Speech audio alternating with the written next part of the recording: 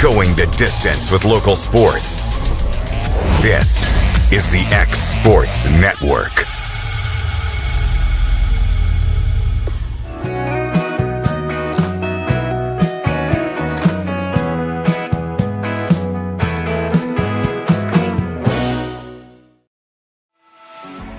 For decades, First Class Charter has provided high-quality motor coach transportation services to the Tennessee Valley. With numerous safety and cleanliness accreditations, First Class Charter is ready to make your group trip a reality. Contact us today by visiting firstclasscharter.net. First Class Charter, the official motor coach company of the North Alabama Lions.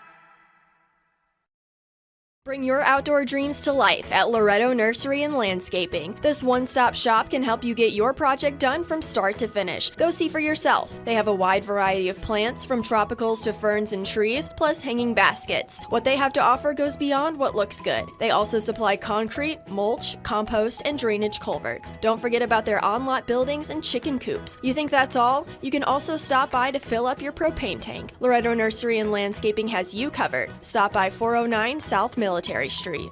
Gifts and goodies galore await you at Miss Millie's in downtown Lawrenceburg. From brands you know and love, like E. Newton Jewelry and Tyler Diva Wash, to unique specialty gifts, you will find it all here. Whether you're looking for the perfect gift for someone you love or shopping for yourself, shopping local is the way to go. We have home goods, women's fashion and accessories, baby items, and lots of seasonal decorations. Our friendly staff will welcome you in, help you find what you need, and even package your gifts for you. Also, we can't forget to tell you about our popular bridal registry. Future brides can come and create their perfect registry with us. So stop by Miss Millie's today. We're located in the northeast corner of the square in downtown Lawrenceburg.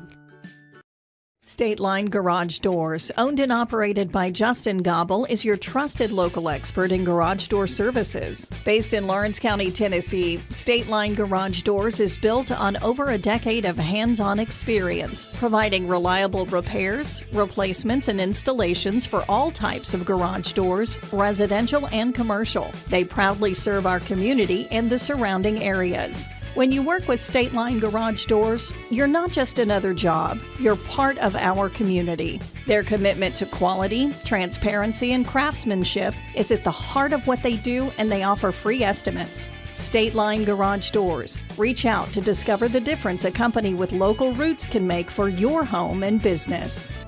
Pat's Cafe and Catering has been proudly serving customers in Lawrenceburg since 1987. For 4 generations, our family-run cafe has served up delicious breakfast and lunch favorites, with friendly service and a welcoming atmosphere. We also offer full-service catering and can help to make your next party or event a success. For great food and friendly faces, visit us today at Pat's Cafe and Catering.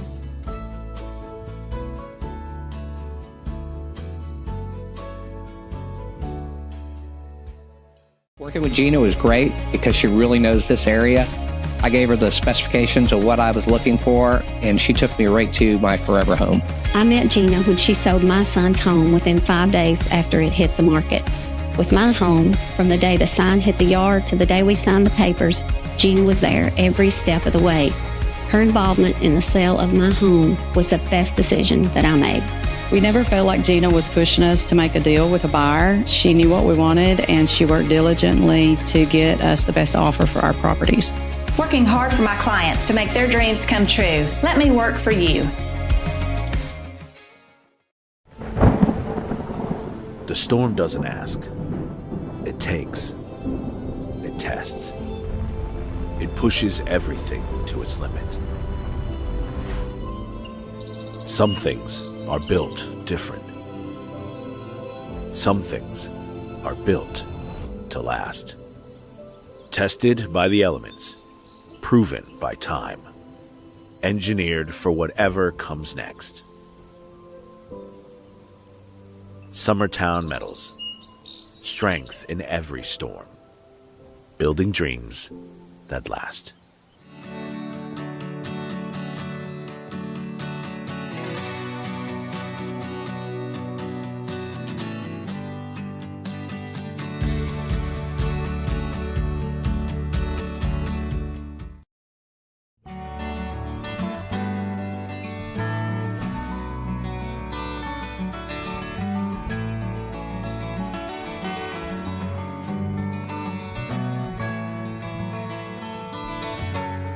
Welcome to the newly remodeled Brass Lantern. For over 30 years, we've been serving delicious food to excellent people. Brass Lantern takes pride in authenticity, serving fresh, homemade food to please any member of the family. From mouth-watering to one-of-a-kind steaks served with gourmet marinade, to salad with our signature honey mustard dressing, specialty fruit tea, drafts, and much more. Our food is always prepared daily. Whether you come in with friends or family, you'll appreciate that fresh is better.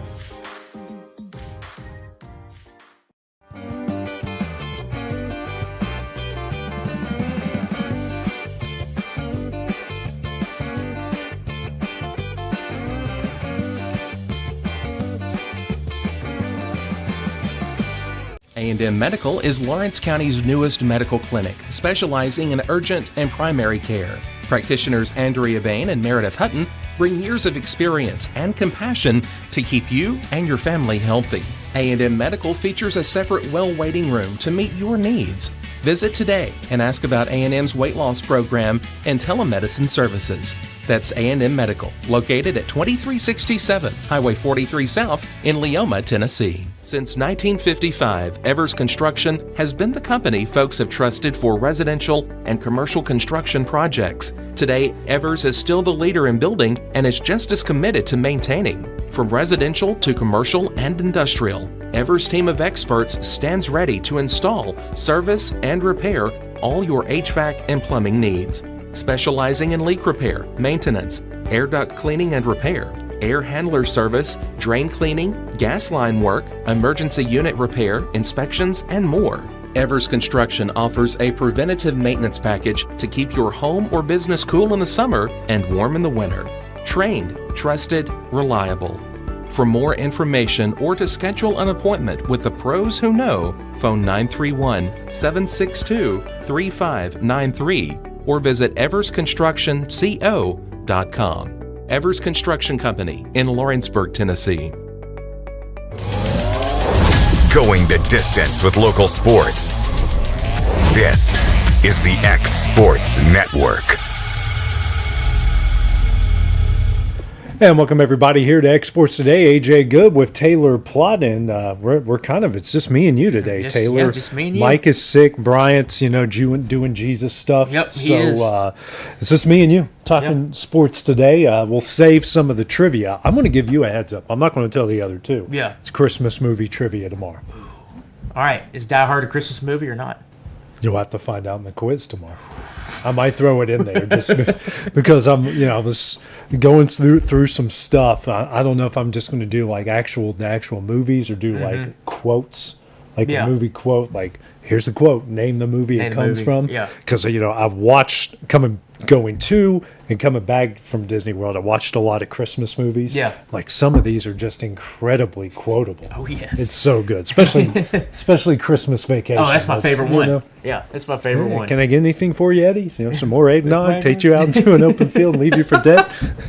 Oh, what was the one where I'm blanking on the little girl's name, but she walks up and the grandmother's like, her eyes aren't cross-eyed. It's imagine that, falls down a well, eyes go cross-eyed, gets kicked in the side of the head with a mule, they go back right straight. Curly Sue, I think Curly Sue's, it's something Sue. Something Sue. Yeah, it's either Curly Sue or something Sue. It's something like that. I know it's Sue at the end, but I'm watching that movie. Everyone in my van's asleep, and I am just cracking up at the whole thing. Yeah, it's just it's so good. Well, Clark, I can't ride that thing. I got this plate in my head. Every time she turns a microwave on, I pee my pants. That's why I had to get plastic up there. Oh, one of the things that I would love to do is to go on set and watch them actually film these, because I know for a fact you get some of those quotes and they're going to be dying on set because of just how hilarious it is and how many times it takes them to actually get it right. And I love, there's a podcast I've talked about a lot here called The Rewatchables. Mm-hmm. It's Bill Simmons' group, but they get some sports writers and they go back and watch some of these movies. Not necessarily the classics, what we would think is like rewatchable. Right. Like we'll watch it, whatever, like you're scrolling through the channels, you see it, you're watching it no matter what. Yeah. And they do a bunch of categories and it's a lot of fun. I love listening to that podcast, but they go some of that behind the scenes stuff. It's amazing how much is improvised. Yeah. And which actors are really good at it, which ones are not really good at it. But they're Chevy Chase was pretty infamous for being a really good improviser, and some of those lines are just kind of out of nowhere and whatnot. It's really great. I love listening to all that stuff. But my gosh, that whole movie just so many. Obviously, I can't say my favorite line. When he's out there pumping his emptying septic tank out there. Oh my goodness, I could talk Christmas movies. We could just go on and on about that. On and on about it. But let's get to the big news of the day. I don't know if you've seen this today, but the Mets, I saw that, now missing not one but two big pieces as Pete Alonso is in the midst of finalizing a 5-year, $155 million deal with the Baltimore Orioles. So not only is he going out of the division, he's going to the other league to bolster the Orioles lineup. He is. And by the way, I did see Frank the Tank's reaction. It came out very, very quickly behind. Well, he's been predicting this. He's been predicting. He's been predicting it. One of my favorite Frank lines that he gave the other day when talking about the Mets, it was like, they're gonna lose 192 games or something. Like, where are they gonna add games just to lose? Well, he's talking spring training. He's gonna lose all the spring training games. Well, he gave out and they're gonna lose 135 this year. That's what his reaction for Alonso was. But I mean, from a Braves perspective, I always find it hilarious when the Mets go through this and what they're going through, where they should have been right up there contending with the top of the NL East. They should have been a World Series contender the past, I don't know how many years. They should have at least just gone to the playoffs. And they made it once in the last 5 years or twice. Last year they made a pretty good run. They had a chance to get into the NLCS. They went through the wild card, and then I think they played the Dodgers. And they lost in, I think, game 5 of the NLDS. Anyway, but I mean, you look at the roster that they've had. Pete Alonso. Mm-hmm. You've got what's his name in the bullpen? Their closer. Yeah. Can't blank on his name, but you've got like all of these pieces, and it's like this is a legit team, and just ended up just not. I don't know what it is. I honestly don't know what it is, other than that's the old saying, the Mets being the Mets. Mets being the Mets, or could it be a clubhouse thing? As these guys are just not getting along. There's no real leader in there. There's too many high-priced guys, and this guy isn't going to tell that guy what to do. Right. I could, honestly, I'm throwing this out there. I really don't know, but I'm just throwing in my opinion. I think it's a Lindor problem. He cannot. Possibly. He can't give up. He can't be led by Pete Alonso. He doesn't want to give up the spotlight to a Juan Soto. Right. The one teammate he truly loved was Javi Baez, and they melted down with him, both of them in there, because they both acted like petulant children when they were there. I think it's a Lindor problem. It honestly really could do. Be. I'm looking up the roster to try to. I don't know if it's been updated. I guess it's been updated. But yeah, Lindor. Obviously, we talk about Alonso leaving. I'm just kind of going through here and just I mean, they have good players. Yeah, they have good players. They really do. Yeah. Now, correct me if I'm wrong. Is Soto still there? Or yeah. Did he? Yeah. Last year was his first year. That's what I thought. Last year was his first year, and that's where it was like you're looking at this mess roster, and it's just like it's not like loaded like you would see with Dodgers, but it's like, hey, this is a playoff contending team. Yeah. And they just crap the bed. Right.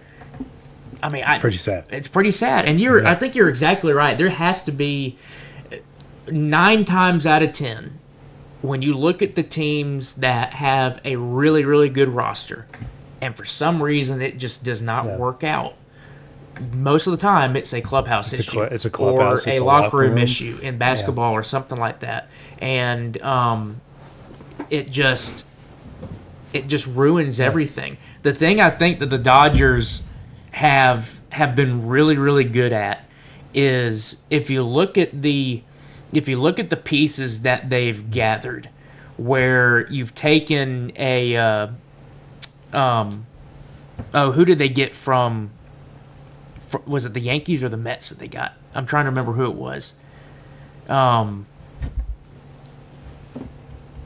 was from the Yankees. Who did they get from the Yankees that's over there?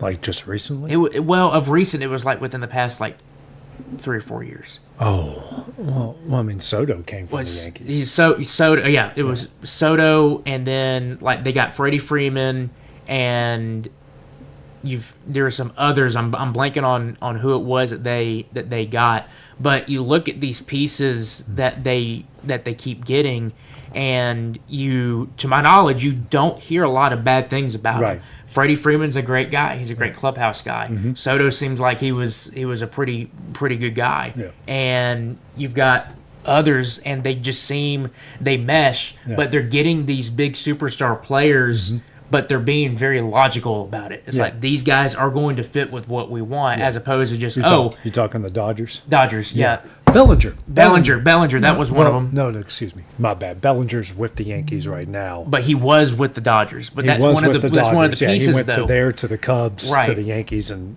us Cub fans love Bellinger. We hated that. We kind of knew what was about to happen, but we hated that. Right. But Bellinger is great. But you're right. That's Corey Seager. Corey Seager, one of them, and and they go to other places, and they're leaders immediately once they get there. Exactly. Yeah. So it's like you're getting these pieces where the Dodgers, if you want to be a great team, that's the way to do it, because you limit the overall the clubhouse issues, because yes, you're getting guys that are hitting like 300, hitting like 40 something home runs. They're very, very good players. Yeah.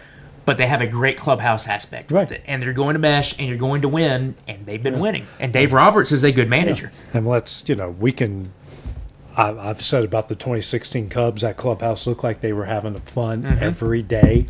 And even when times got tough in the NLCS and in the World Series, that cohesion in that clubhouse is what pushed them through to break history. Yep. The Braves.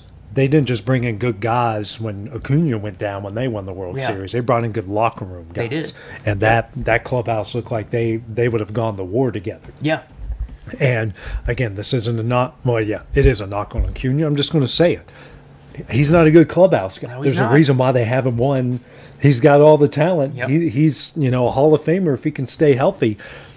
But the team just does not play the same with him there. They don't. It's obvious when you watch it. They don't, and that's been a thing that I've kind of gone back and forth in my mind about looking back on this past year's Braves team. And yes, you can point to that there were a ton of injuries that they went through, where Acuna, he played the majority of the season, but he was out up until I think the middle of May is when he finally came back. But then you've got Austin Riley that had injuries. I think Ozzie Albies had injuries. You had Sean Murphy had injuries. You had all these key players that ended up missing a significant amount of time throughout the year, and that's going to be detrimental. But you look at the way that they played and the way that the offense just wasn't really going. And yes, again, there's an injury aspect there, but I think there's a leadership problem. Exactly. And it's obviously it all falls back on the manager and Brian Snicker. I honestly thought that 2026 was just going to be his last hurrah. That he was going to say, "Look, I'm going to manage this one last year. That's going to be it, and then I'll retire." But obviously that wasn't the case. So, but it's not just all on him. Yeah. There has to be a locker room player presence. Right. Freddie Absolutely. Freeman was that, and I think he was a big part of that.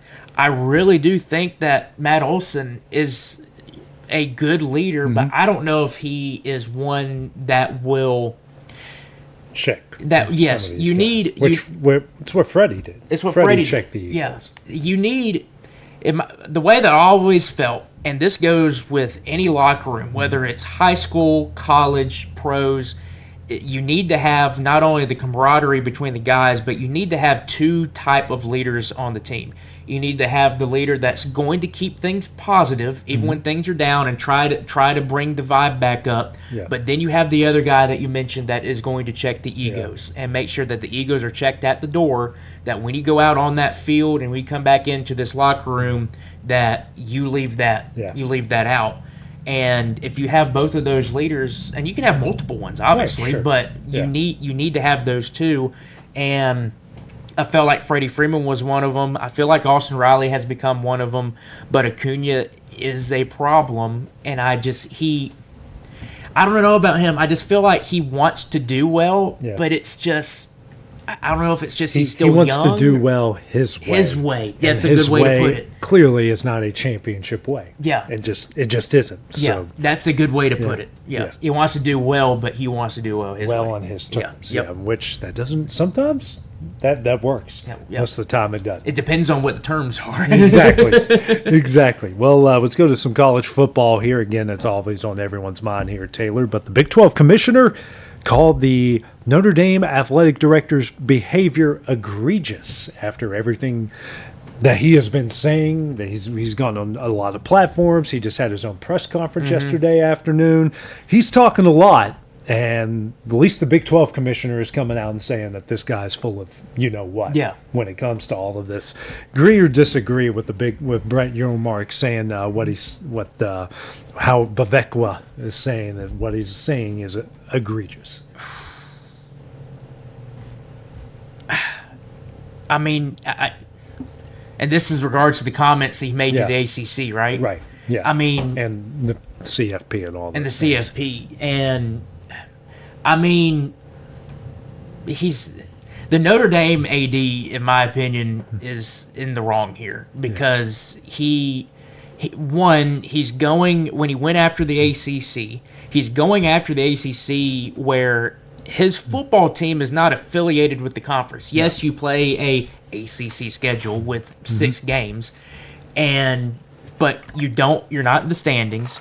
You're not in the conference championship contention. You're not a part of the conference. They just are allowing you to play 6 games against ACC opponents. And so to go after them the way that he did, I think is wrong. Now, obviously, emotions are high up there in South Bend. I get it. You feel like you've been snubbed out of the playoff. You can make an argument all you want. A lot of people are making the argument against him, which is okay. Well, look at the strength of schedule. Look at your resume compared to an Alabama resume compared to a Miami resume. I mean, they're trying to fight a fight that they don't really. I'm going to say they don't have a right to fight because of how everything has played out throughout the year, and I mean, obviously, this has caught the attention of everybody in the sports world, and so now you're getting the Big 12 starting to kind of give their 2 cents and everything. What was the stuff that he said about the playoff? He was led to believe that because they were ranked ahead of Miami this whole time, that they were a shoo-in. Right. Like what happened this past weekend. Yeah. Which basically what happened, outside of Virginia, nothing was really all that shocking. No. I mean, and the thing, going back to what we talked about yesterday, where, yes, there are politics involved with this. You're you're in a completely different world if you think that there's no politicking involved in the playoff committee. There is. One of the conversations that we had this morning was, all right, so you moved Bama up to 9 after playing an Auburn team that, yes, you probably shouldn't have raised them to 9 because of who they played, who they beat, and how they beat them. Notre Dame played Stanford, and they just handled their business, so you're not expecting them to move up. So you really expected going into that final playoff ranking into the conference championship week where Bama's 10 and Notre Dame is 9, and they didn't flip. They moved Bama to 9. One, that told me and pretty much everybody right away that, okay, Bama's safe if they lose the SEC championship, and Notre Dame is probably sitting there pretty at 10, and they're in no matter what. But I don't know if that was also a thing where they were setting it up. And again, I could be in my own world here. I don't know, but the way that they do these things sometimes is bizarre. And it's like, why did you wait till the last week to do what you did? Yeah. And yes, at the end of the day, the playoff committee got it right. But think about it this way. You moved Bama to 9, moved Notre Dame to 10. BYU is sitting there at 11 between them and Miami. Right. So you can't have the head-to-head issue with Miami right there with BYU in the way. BYU gets absolutely dog-stomped by Texas Tech again for the second time. Yeah. You didn't move Alabama, but then you ended up moving BYU. You punished BYU more than you punished Alabama. Right. And so what was the issue with that? I don't know if they intentionally did sort of these things to get that Miami and Notre Dame head-to-head, or if it was just something that just happened because of the fact. But that's the thing that I wouldn't say I have an issue with, but it raises an eyebrow where you didn't move Bama. Why did you move BYU? And you moved BYU, so therefore you got the head-to-head against Notre Dame, and then you knocked Notre Dame out. Right. So was that kind of on purpose? Was it? I mean, I agree that they got it right based on the circumstances that they put themselves into. Yes. Because, you look at Alabama's strength of record. It's incredible. They've beaten some really good teams. Yeah. Notre Dame has not. Nope. You can make the argument outside of Notre Dame, Miami has not beaten good teams. So I think they got it right. It just is what it is. But the thing goes with Notre Dame, and I saw Andy Staples, for ESPN or whatnot, say this. When someone's saying that Notre Dame doesn't want to play good, or these other leagues just don't want Notre Dame, or not that they don't want them, they don't want to have a schedule set up with them like they do with the ACC. Right. And Andy Staples said, well, the SEC and the Big Ten will take them in a heartbeat. I'm like, are you sure about that? Because last time I checked, this whole summer was about everyone doing what Indiana's doing. We are going to load up on group of 5 teams in the first 3 or 4 weeks of the regular season, or play that next to last game of the season is against an FCS or a group of 5 team. I mean, literally, like Tennessee, Alabama, West Virginia. Yeah. A whole bunch of teams. Like, it was literally news every day of teams that were dropping those, mutually, voiding the contracts, no fines or whatnot, and picking up group of 5 teams. There was news of that every day, these leagues are gonna bring in Notre Dame, give up a piece of that pie, and make your team go play on their network where you get nothing out of it. The Big Ten, the SEC are going to do that. Yeah. You're out of your mind. Absolutely out of your mind. Absolutely, and it's just. You're getting into the point now where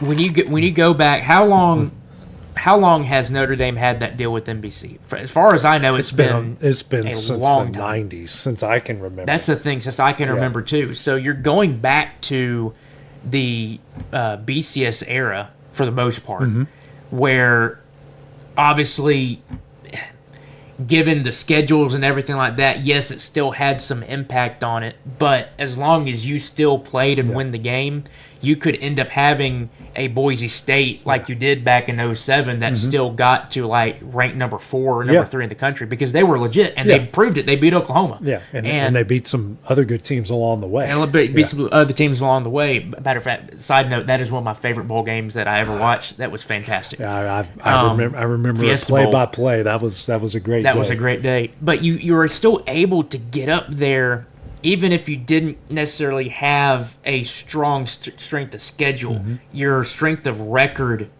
pulled you up to the top. There's a bit more weight with that.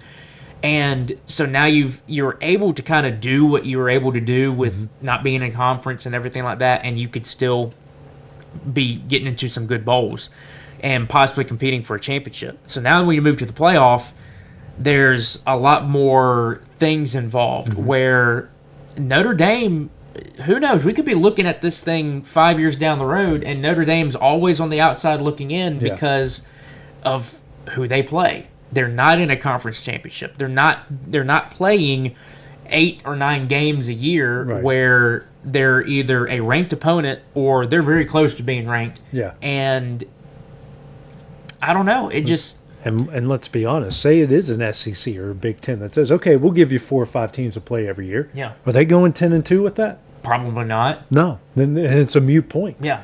They don't want that. No. So the fact that you got your AD out there just running his yapper, saying that this is permanently harmed, like you need them more than they need you. Yep. And that's the fact of it. They, if anything, it's more of a curse for them because like, oh crap, well what 4 or 5 teams are we going to throw at them this year? Yeah.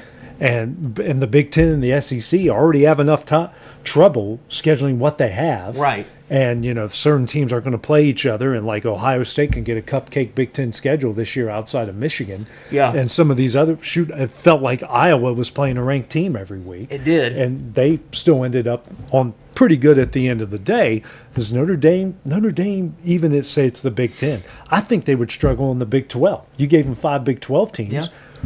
Okay, they go 4-1 or 3-2. That's still 2 losses. They're probably going to lose to someone else on the outside. Yeah. You got it good. Shut your yapper. What do you expect them to do? Exactly. And you look at their schedule this year. What happened at the beginning of the season? All right, you started out your season losing to A&M and losing to Miami. Yeah. What are those 2 teams in right now? They're in the playoffs. Actually playing. They're actually playing each other. And so you started off your season with very good quality opponents. Yeah. And you lost. Now, granted, you lost by 3 points in one game and I think 1 in the other. Yeah. Something like that. It was within a 1-score game on both of them. So you didn't get, demolished. Right. But you still lost those games. All right, so what happens if you ended up playing Ohio State? You probably lost that. Could it have been close? Yeah, but you probably would have lost it. What if you ended up playing a Vanderbilt? Yeah. Might have won that game, but Vandy's really good this year. So if Notre Dame had added about 3 more ranked opponents this year. Or like 2. Or 2. Yeah.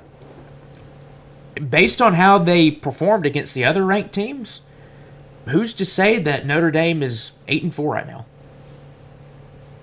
Yeah. Or 9-3. Yeah. They played an SEC team, the worst SEC team this year. The worst. The worst. Yeah. I mean, I'm with you. That they think that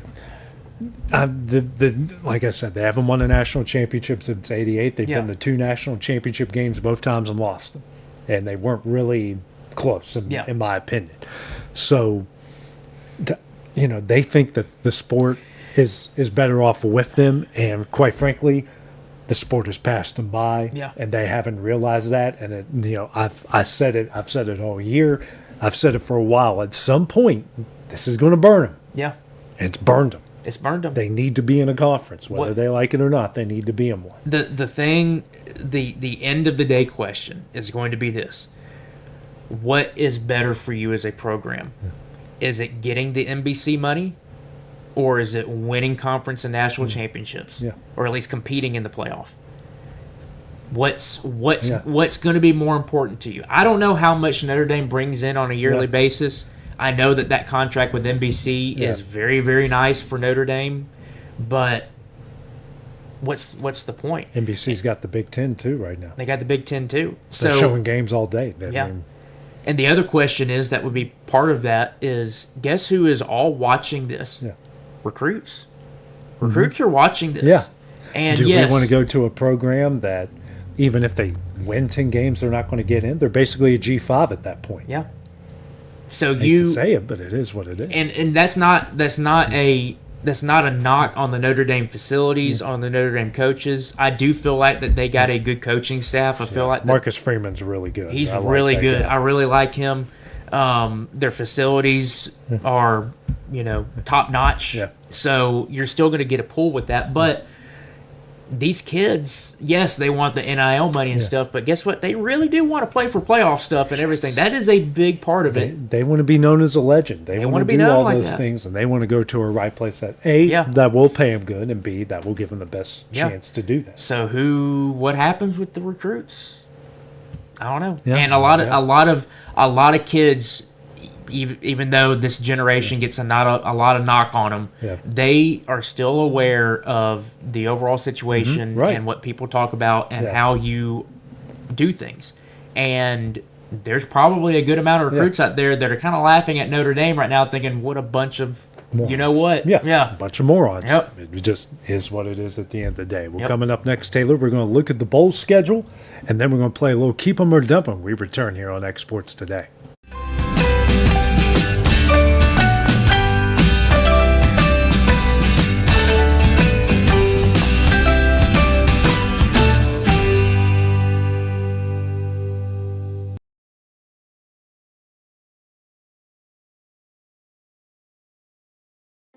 Here at Fields & Brown Barbershop, legacy means a lot.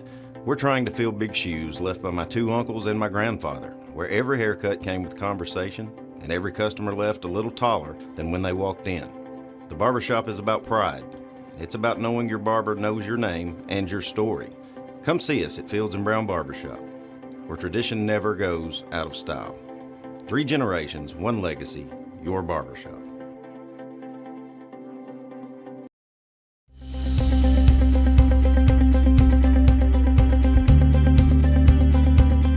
Arctic Air keeps your home or business comfortable.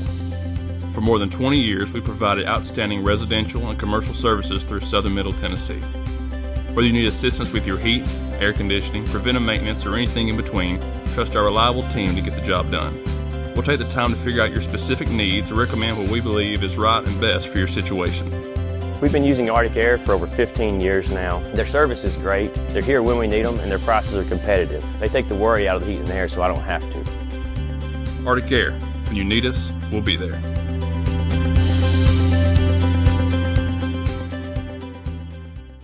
Financial advisor Scott Beasley knows time spent with family is everything. As a founder of Beasley Wealth Management, his mission is to give clients the freedom to enjoy time with family without the burden of financial concerns. A local of Lawrenceburg, Scott deeply values building relationships with clients, ensuring they make informed decisions concerning asset management, tax planning, and retirement planning.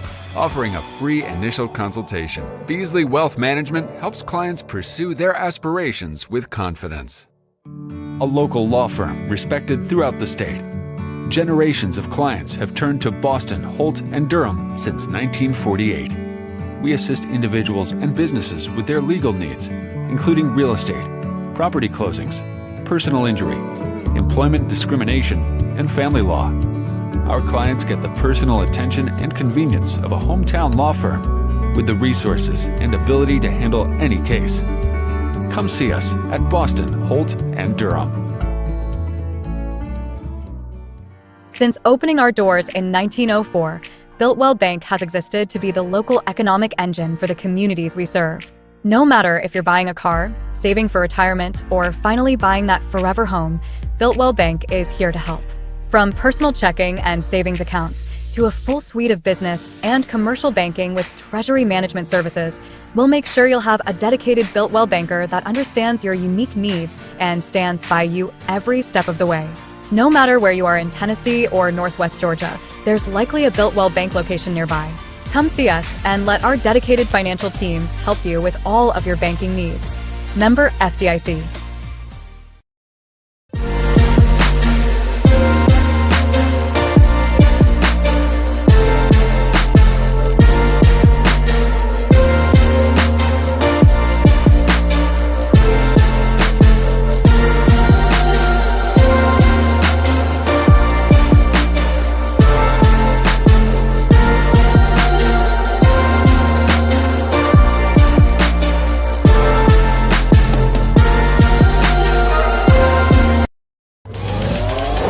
Going the distance with local sports.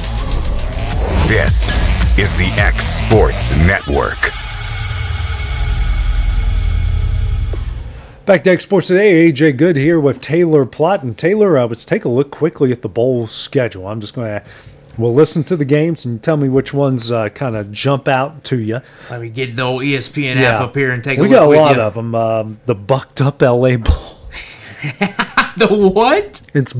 I'm just reading what it says. It's in SoFi. It's our first official bowl game. It's on. These are the games on December 13th. The bucked up. No, that's the only one. Bucked up LA Bowl. Boise State and Washington. Tuesday, December 16th. The Veterans Bowl out of the Crampton Bowl in Montgomery, Alabama. Troy versus Jacksonville State. That actually will be because both of those teams play in their conference. They do. That would be games. a rematch, I think, right? Yeah, that's going to be pretty good. The 17th, Old Dominion at South Florida, the Cure Bowl, followed by Louisiana and Delaware, and the Hank at the 68 Ventures Bowl. That Mobile Bowl has been named like 50 different things It's this so year. many different things. I honestly, I kid you not, I completely forgot that Delaware is now an FBS team. And they had a great year, and man. they had a great year. Shout out to 6-6. them out of Conference USA. Speaking of Conference USA, Missouri State, them and Delaware, it's their first years in the FBS. Yeah. They both made bowl games. The Bears got Arkansas State. Well, didn't Missouri State make a run in the FCS playoffs last year? They did. Yeah. And Delaware's been a really good FCS. They've got a national championship to their name. The Xbox Bowl. Yeah, 19th, the Myrtle Beach Bowl, Kennesaw State, Conference USA champions, taking on Western Michigan. Memphis and NC State. That's an interesting one. Yeah, that will be good in the Gasparilla Bowl. The 22nd, Washington State at Utah, and the famous Idaho Potato Bowl. Gotta love that when you win, the coach gets a French fry bath. Oh, yes. I love that. 23rd, Boca Raton Bowl, Toledo and Louisville. That will be it'll be kind of interesting. Toledo just hired a new head coach. New Orleans Bowl, Western Kentucky and Southern Miss. Southern Miss just lost their coach to Memphis. The Frisco Bowl, UNLV and Ohio will be another interesting one. The 24th, one of my favorite bowl games because it's always on Christmas Eve. Yep. It's the Hawaii Bowl. You got Cal in Hawaii.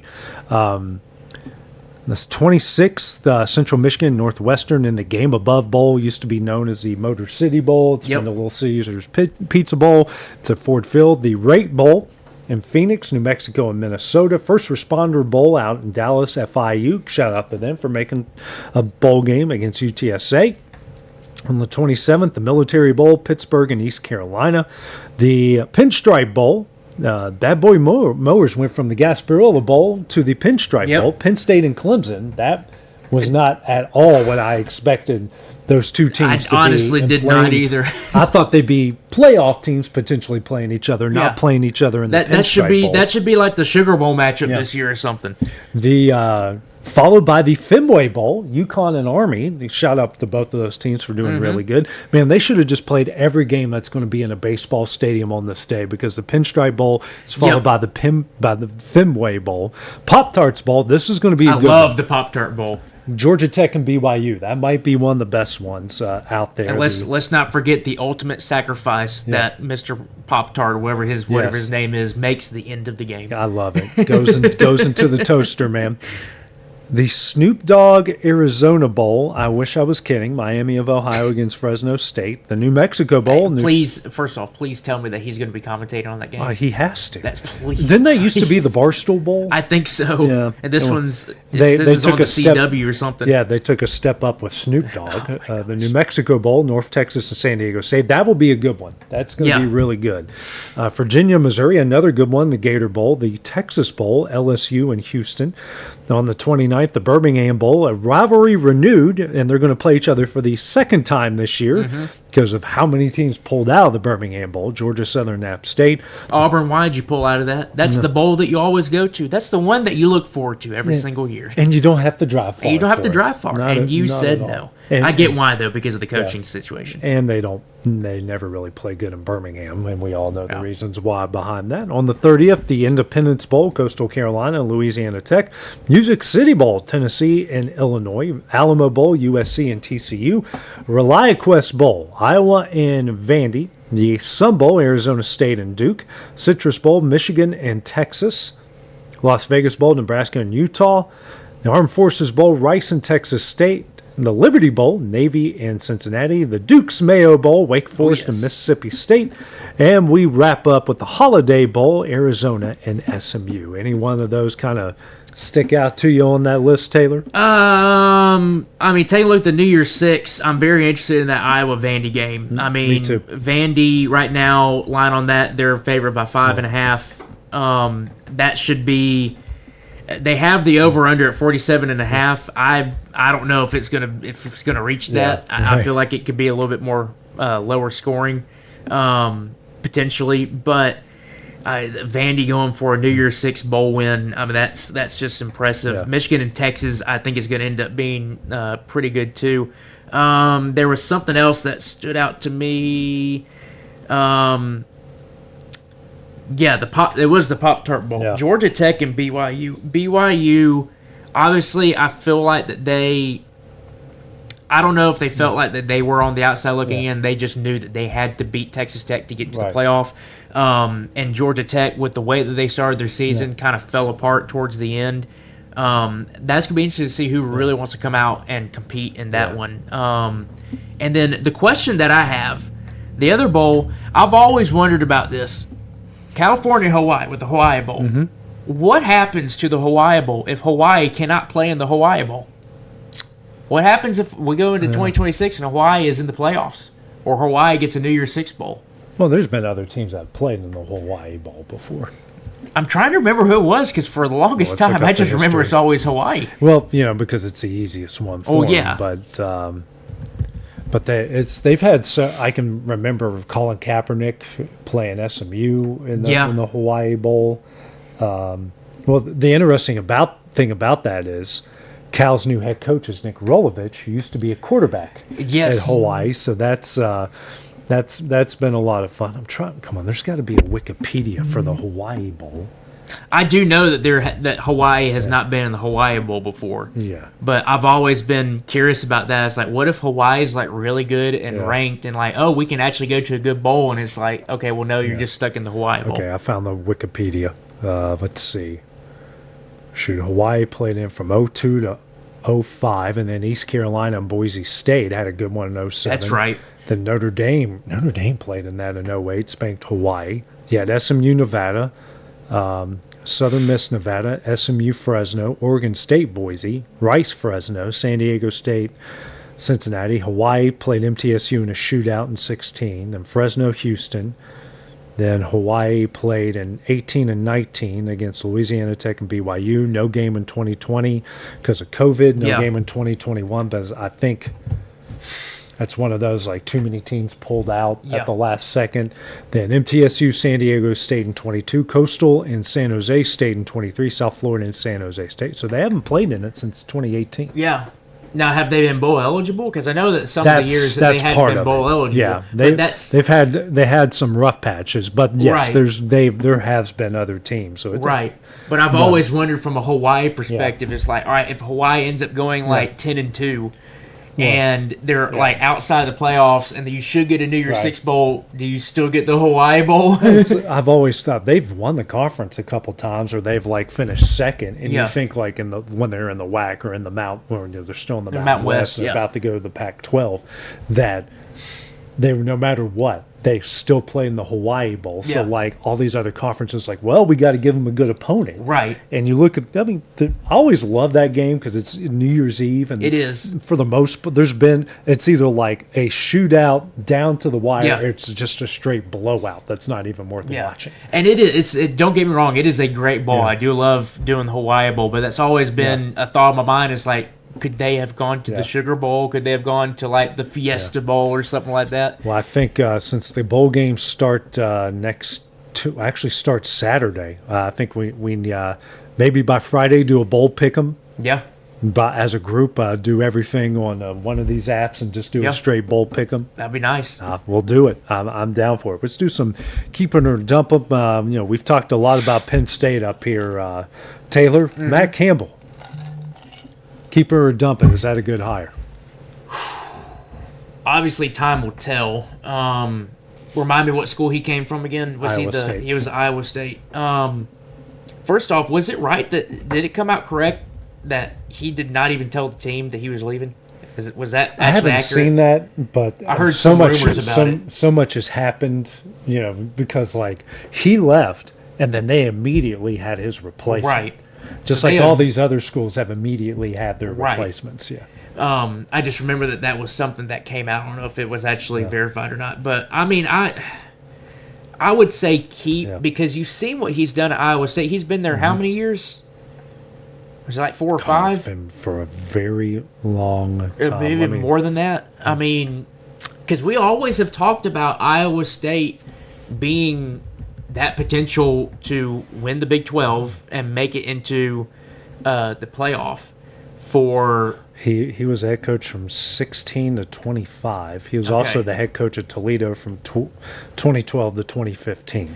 And so he's done a really good job at Iowa State. Yeah. So it's not like you're getting a guy that he's consistently like 6 or 6 or 7 and 6 or something like All-time that. wins leader. He finished 72 and 55 at Iowa State. Yeah. And he rebuilt that program. Yeah, and when he took Iowa State to not one but 2 conference championship games. Yeah. That's to me Pretty that's good. a good to me that's a good hire. The question that I have is can he do what he did at Iowa State and then make it even better? Because Iowa State, for like I said, for the past 2-3 years now, we've talked about them being a playoff contender, being Big 12 championship contender, and they always end up having 1 or 2 of those games that just they stub their toe and it ruins. They started off. They looked like one of the best teams in the nation this year. And they then really did. Then they stubbed their toe, and you see what happens. So I think it's a good hire. I would say keep it, but he's going to me, I feel like he has that kind of Lane Kiffin discussion where, okay, you did a good job here, you did a good job at Ole Miss. Is LSU going to give you that next step up that you need? Is Penn State going to give you that next step up that you need? Right. So I say keep it because he's obviously proven that he can coach and do what he needs to do, and hopefully it translates to Penn State. Yeah, he has the only 11-win season in Iowa State history. This is what they fit, because you think like Iowa State traditionally has been the worst team in the Big 12 for a very, very long time. He finished 3rd twice. He finished 4th 3 times. First or tied for first twice, and then you have a 7, a 9, and a 10. Yeah. So he had them as a top 4-ish program in the Big 12 for his 10 years there. From what they were, I mean, I know you look at it, 72 and 55 is not really that impressive, 50 and 40 in the Big 12, but if you knew what Iowa State was before he took over, that's very impressive. it's very, very impressive. Yep. His career record, 107 and 70, if you count what he did with Toledo. He's made it to 4 conference championship games, hasn't won one yet, but he's at least made it there, so that's a positive. He's good. He's good at building teams and keeping guys in his program. Yes. You don't hear of a lot of Iowa State transfers, so he's really good at keeping guys. And think about it, he's produced Brock Purdy. Yeah. Really good quarterback. Mr. Irrelevant. He's produced a lot of really good NFL level players at Iowa State. So that's something to be said about that. He can take 2 and 3 star guys when everyone else is getting 4 and 5 star guys and compete with those 4 and 5 stars. So what can happen when he goes to a Penn State and he can get 4 and 5 stars? Yeah. And that's just throwing it out there for everybody. I know there's some Penn State people not really absolutely thrilled by that, but it just is what it is. Yeah, and from their perspective, I can understand where you're kind of like, okay, well, we should have gotten like a Lane Kiffin, or we should have gotten like a just like throwing another name out there, like you should have gotten like a Sarkisian or something like that, or one of those big names that you feel like you're Penn State, you need that. But in the current situation, I think this is a good hire. Yeah. How about Jim Mora? He turned UConn around. They were awful. He turned them around. Now he's going to Colorado State. Does that feel like a linear move to you or a step up? It's a tough question. Well, it really is. Honestly, I feel like that could be a little bit of a step back. Yeah. I mean, Colorado State it's an interesting team because you're still in the Mountain West, but it's just not Colorado and Boulder Yeah. gets better influence as opposed to Colorado State. And you're going from UConn, which is you like you said, you built that program up to what it is now. I mean, I would go with the question that you asked. I would say it was a linear move, but I'd almost argue that it was a little bit of a step back. Yeah, they are going to the new Pac-12. That's but, true. Man, he had a good at UConn. Like, Yeah. they were actually scheduling decent opponents. Like, you can only get so much. Right. But from what they were, I mean, they were seriously considering shut down the program. Yeah. And I need to look up his. Let's look up his record there. I've covered a couple games up there in the stores. Unfortunately, on Friday nights when it was super cold, I was not a fan of that whatsoever. UConn, he went 27-23, so he starts off 6-7, and they go 3-9, 9-4, 9-3. That's really stinking good. That's really stinking good, and it's just. Don't get me wrong, Colorado State, it's not a bad job, but just when you look at the overall perspective of things, you're going into the Pac-12, or what are they actually doing? 12 teams? Are they going to be able to make up 12 teams or whatever it is? Well, let's look that. I don't know. It could be the old Pac-10 again. It's or the basically Pac-8. the Mountain West. Yeah. Is what they're getting. I mean, they're getting Texas State, Boise, Colorado State, Fresno, San Diego State, Utah State. Yep. And then they already have Washington State and Oregon State. So that's 7. Yeah. I mean, I don't know. I think it's a linear move, but it could be a thing where that conference in itself ends up becoming maybe a little bit better than what he's in, because they're in what are they American or they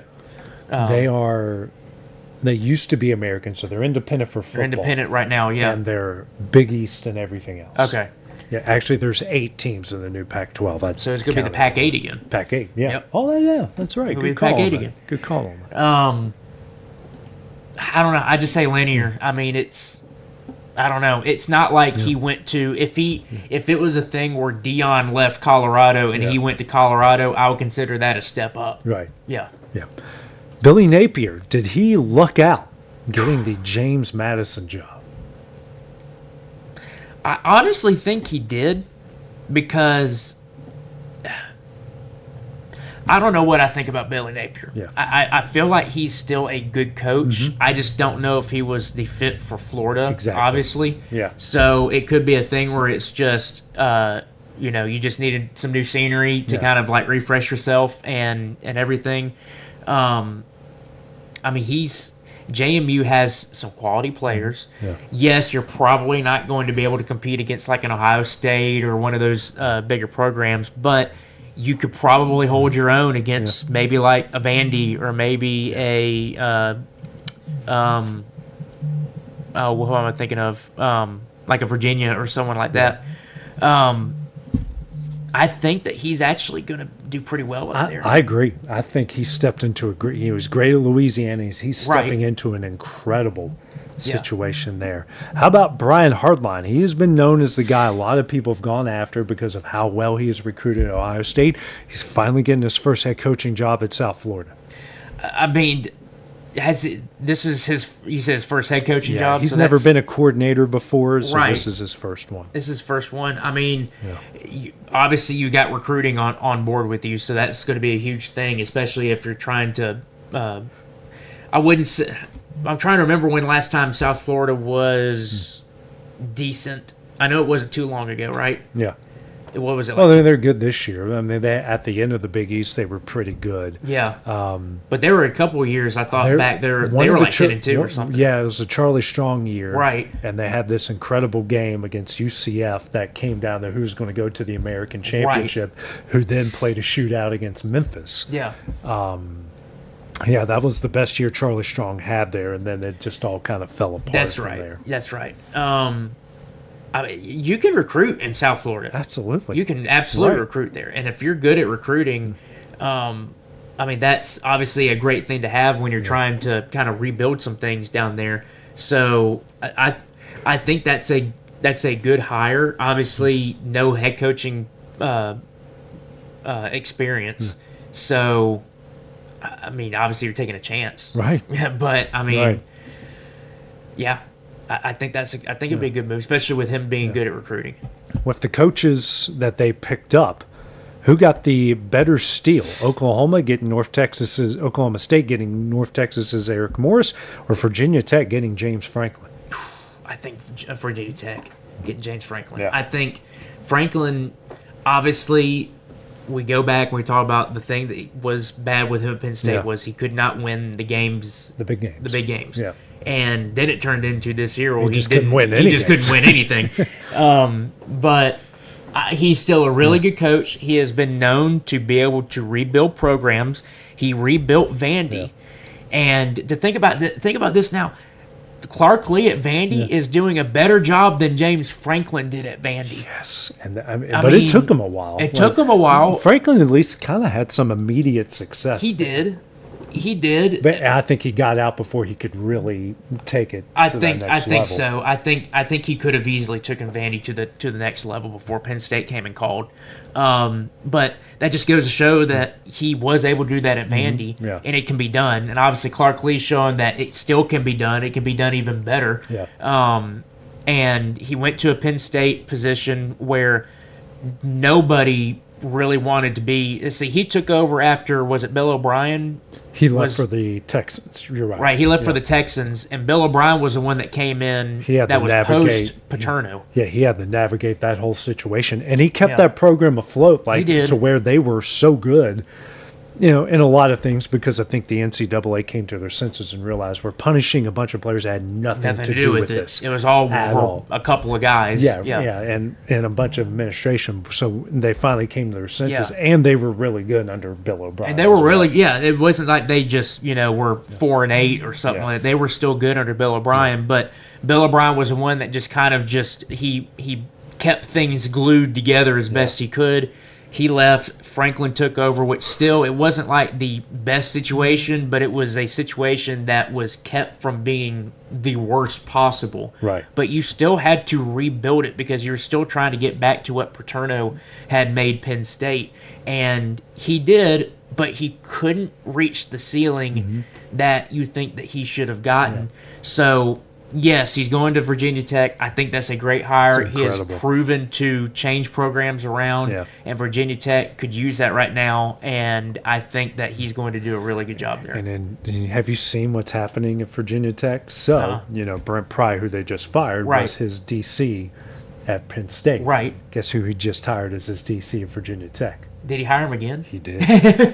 I mean, if he's a good coach, keep him. I mean, which you just never see this, and Brent Pry, Justin Fuente left that program in shambles. Right. Brent Pry at least came in and gave them some stability. Like, they got the NCAA off their backs. He did recruit pretty well. Yeah. They just didn't. They did win some games. They just didn't win many big games. And then it turned out they just weren't winning games at all. Yeah. He's a really good defensive coach.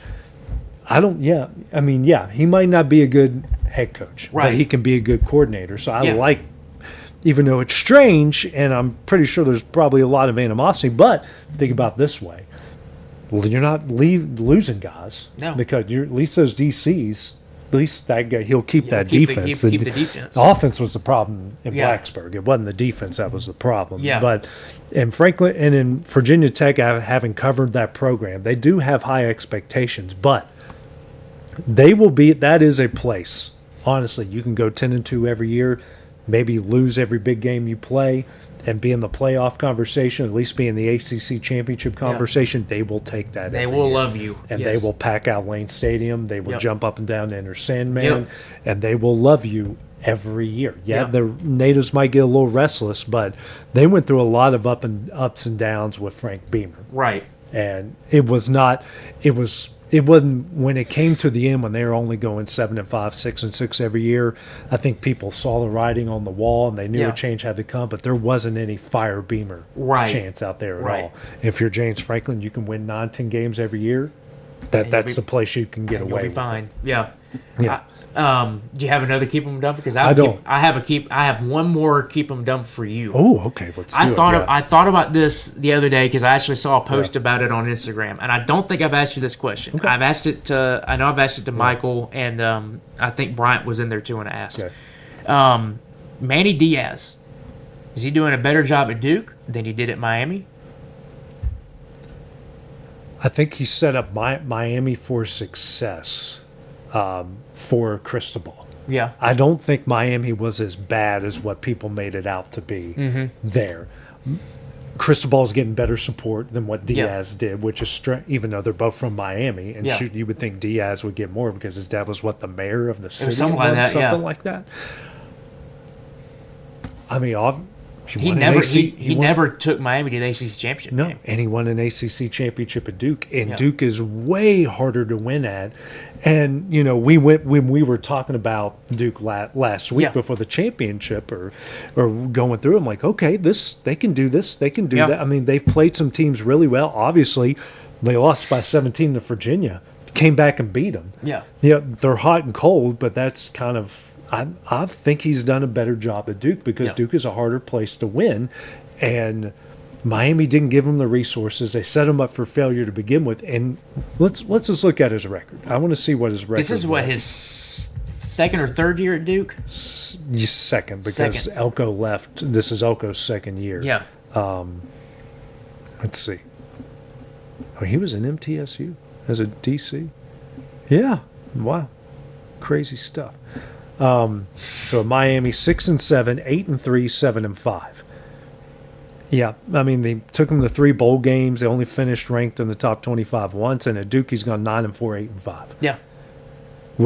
So he's done better at Duke than what he's done at Miami. I saw that post and it didn't hit me to think that he's actually doing a better job at Duke with the resources that they have as opposed to Miami. You're right. Miami set him up for failure. Worst stadium. I love their stadium, but Miami's a pro stadium. Yep. You got Miami money all across the board. They have national championships. They have expectations. It might just be one of those things, Taylor, and I really, truly believe this. Some guys just do not thrive in a Miami situation. Yeah. Duke is different. That's not a pro town. That's not a big city nightlife town. No disrespect to the Tobacco Road, but I've been there a lot. There's a million D1 colleges, but no one would call that the life of the party. No. Some guy like James Franklin is not. James Franklin did well in Nashville, but Nashville's not Miami. Yeah. So some guys are just cut out for the smaller college. Yeah. Everything revolves around your school. Some guys just fit in better there than what they do there, and plus. Miami was in a pretty bad spot before Manny Diaz came in. He did make them respectable. Right. I would have to go that I think he's done a better job at Duke. That's what I was kind of leaning towards as well. I mean, it's to think that that's actually the case. And, you can look at the ACC this year and be like, okay, well, they just found their way in with 5 losses. But you guess what? You still found your way in. And you still beat Virginia in the rematch and got it done. Give him a shout out for that. But that's a good question. But think about it. He really kind of built Penn State's defense. Yeah. When he took over there in 2021 and turned them into a pretty stout bunch. Yeah. I mean, how many of those guys are in the NFL right now? A lot. Micah Parsons. Yeah. That was under. He's a really good defensive coach, and he's really kind of built Duke as a good defensive team while they're scoring a lot of points. Yeah. He obviously can recruit. He's recruiting the same guys that he got in Miami to Duke, and he's getting better results. Yeah. So I think that has more to do with what Miami is rather than who the coach is at the top. So I get that. Yeah. One more before we go. What's your favorite all-time Christmas movie? Christmas Vacation. Okay. Christmas Vacation. And I would honestly say my second favorite, it's a very close to the top, would be Christmas with the Cranks. Oh, that's a good one. I think that underrated I feel like it's an underrated movie. Underrated. Mine's The Muppet Christmas Carol. Oh, that's a good one. It's a very very, very good one. And I think number 2 for me is Home Alone. Yep. 2. The second one's good. I think the second one's better than the first. I think it is. That's my Christmas hot take. Nice. It really is. The action's better. The story is none of it's realistic. My wife and I have talked about this so much on this trip down to Disney World of like, you get on the plane, like the second one, it's the one that drives me, like you wouldn't notice, like no one on this trip noticed Kevin wasn't on the plane. Nobody. Yeah. Like, I get it, you're rushing, you got on, but everyone's like, man, where's Kevin at? Like, Kevin? Like, you had to wait, like, did we forget something? Kevin! Yeah. Like, they're doing the bag thing. It's like, Kevin's not here, he's not here. Kevin, They get to the spot. Wait, what? You didn't notice it? Like, you didn't see the little kid did not get on the plane, did not get off of it? The other thing was that stuck out to me, because I actually watched it again for like the millionth time the other day. It was on TV. And I don't know why I didn't think about this until then, but when Kevin's getting on the flight to go to New York City and he bumps into the stewardess or wherever the ticket lady is, and they tickets just let go him everywhere, walk on? and he's like, my family's on the plane, and you get there, and she's like, asking the guy, should he let him in? Should he go in? He was like, yeah, just go on the plane. It's like, you're letting this little kid go onto the plane without actually verifying the ticket? Okay. Yeah. We've talked so much about this, like, especially the first one, like they're on the flight and they're eating, like that means you've been on that flight for like 5 hours, right? And you just now notice your kid wasn't there. No one went, like, no one else was sitting with him. Who was supposed to sit next to Kevin? Exactly. Yeah. You've got no one's like, man, like there's an empty seat next to you, or like there's two kids and there's an empty seat. Like, oh, it just worked out this way. No, Kevin's not on the plane. Gosh, that are just so many, like, just again, I get it. It's a movie. It's supposed to be funny, everything. Yeah, but I still think the second one's better than the first. That's just me. I could get on board with that. I could. Yeah. All right, so for Taylor Plott, I'm AJ Gobble. See you guys tomorrow. Going the distance with local sports. This is the X Sports.